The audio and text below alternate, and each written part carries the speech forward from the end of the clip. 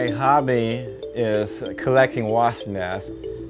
They're very intricate, they're beautiful, colorful, and they're masterpieces of nature. I go by Hornet Boy, I go by the Wasp Whisperer. That's just a couple.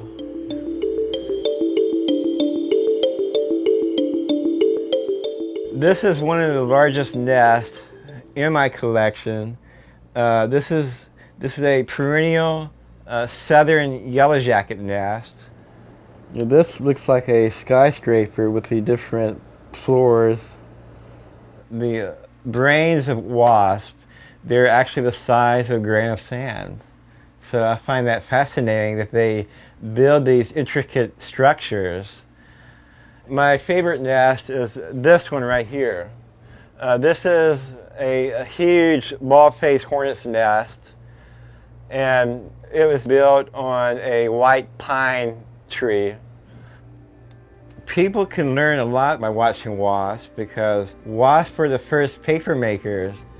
Wasps actually make their nests by scraping wood fibers from wooden fences and buildings, and they chew it up with saliva, and that dries into a type of paper.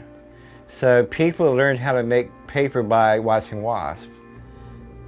I started my current collection back in the year 2000, and I get most of my nests online. I buy them in places like eBay, and people ship them to me. Check out all these bald-faced hornet's nests that I have. They go all the way around the room. Most of the day I'm sitting at my computer desk and I'm answering people's questions about wasps. Wasps are often misunderstood, just like people with SAD, which is social anxiety disorder, which is what I have. And basically SAD is when a person is terrified of being in social situations because they think people are judging them, and or they might be afraid that they might do something stupid. I stay inside my small one-bedroom apartment 99% of the time because of the crippling effects of SAD. My home is both my refuge and my prison. Going grocery shopping, talking on the phone, that's a nightmare for me because I'm dealing with people.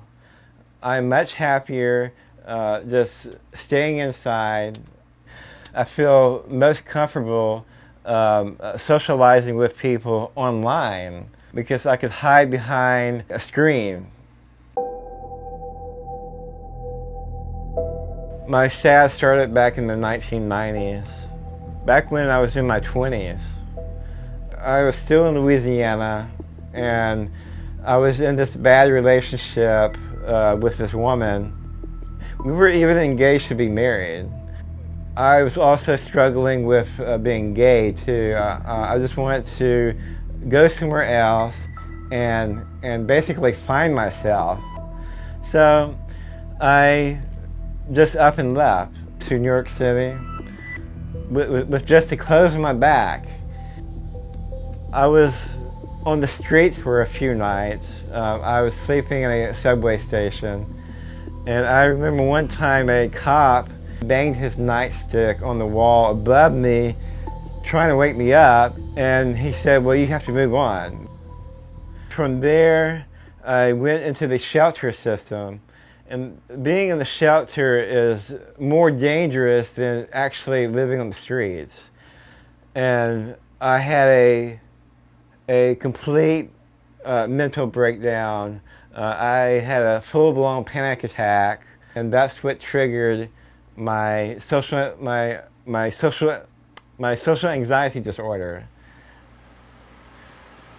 Being afflicted with SAD is no way to live. It is sad to say, but I might as well be dead. The reason why I am still alive is because I promised myself a long time ago that I would not take my own life, and that I would never give up. My passion for wasps actually helps me to deal with my sad, because if it wasn't for my wasp passion, then my life would be miserable.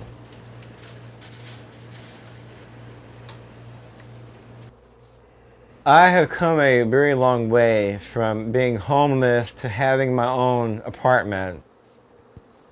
Living in this apartment with this huge wasp nest collection is like living in a natural history museum. I think it's awesome.